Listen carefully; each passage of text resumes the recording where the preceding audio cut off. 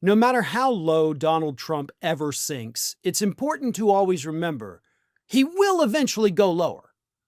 Like, you can put that bar as low to the ground, you can bury the bar underground, and by God, Trump's going to tunnel under it to go even lower. And he did that this week when the Epstein victims, the survivors, were finally out there in public talking to the media, national news coverage. And what did Donald Trump do? He orchestrated a military flyover to drown out these reporters. Now, here's the thing. Yes, it happened. Yes, it happened while the survivors were literally talking. They had to pause and then start once the flyover ended. And this flyover had been planned. But so had the press conference. And the flyover was, in fact, completely unnecessary. It was to honor a Polish fighter pilot who died while practicing for an air show a year ago.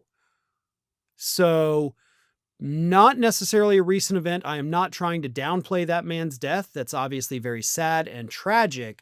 But he didn't die in combat. He didn't die protecting the United States, working with us as an ally. And it didn't even happen recently. It actually did happen in August. I thought it was August 24. It is August 25. But either way, there was no reason we had to do this. There was no reason Trump had to do this. And I do believe that the pettiness of it was the point. I don't think this was to honor that Polish pilot, whatever. I think the idea was, let's make a spectacle. Let's drown them out. Let's distract everybody with the big old jets flying through, because God knows Trump has toddler brain and he gets distracted by them. And it didn't work because the victims briefly paused. Once the jets were gone, they continued talking, and nobody paid attention to the nice shiny jets flying overhead. And of course, everybody online speculated that this was done to silence the victims. Then Trump managed to go even lower later in the day. Before I read you what Trump said, let me put this into a little bit more perspective for everybody. Tuesday evening, you had the victims and survivors of Epstein go on the air on NBC News, telling as much of their story as they could at the moment.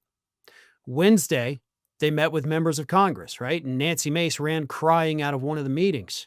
Of course, she's known to do that. She may have just seen a transgender person, but she ran crying out. Others were also visibly shaken from the information that these survivors gave them. They then came out, did their press conference, and said, we could release more. We're going to release more if this administration doesn't do it. So everybody's now heard from the victims. We know this is real. We know it happened. We know they know the names, and they're prepared to release the names if the administration will not. And I tell you all that to tell you what Trump said later in the day while he's meeting with the leader of Poland in the Oval Office. Trump was asked by a reporter about all this Epstein stuff, asked specifically, is the DOJ protecting your donors? And Trump said, quote, "The scandal really is a Democrat hoax because they're trying to get people to talk about something that's totally irrelevant to the success that we've had as a nation since I've been president.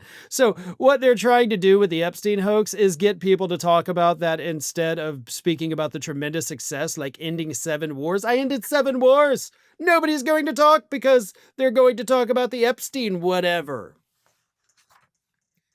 A Democrat hoax. A Democrat hoax. Those women who had their lives ripped apart, their freedom taken from them, turned into slaves. And this son of a bitch that is very clearly all over those damn files is still calling it a Democrat hoax. He is deeply, deeply involved with Epstein. Like, that is what Wednesday of this week proved. And we all knew it, right? We knew they were best friends for decades. Not just a couple years, a couple parties. I saw them. Decades. This friendship went back to the 1980s. It continued after Epstein's first arrest because Trump wanted to give him a job in his administration. They were friends for roughly 30 years. Now, I had been kind of iffy on whether or not Trump actually did engage in any of the activities, but based on his reactions to this, based on his panic, and I think this is also causing a lot of his failing health, I think he did. I 100% think he did. There's no longer any doubt in my mind. You don't have these kind of reactions.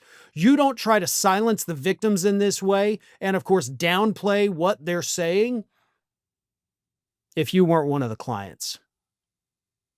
And if you weren't, if you want to prove me wrong, release it all. Prove me wrong. I would love to see it.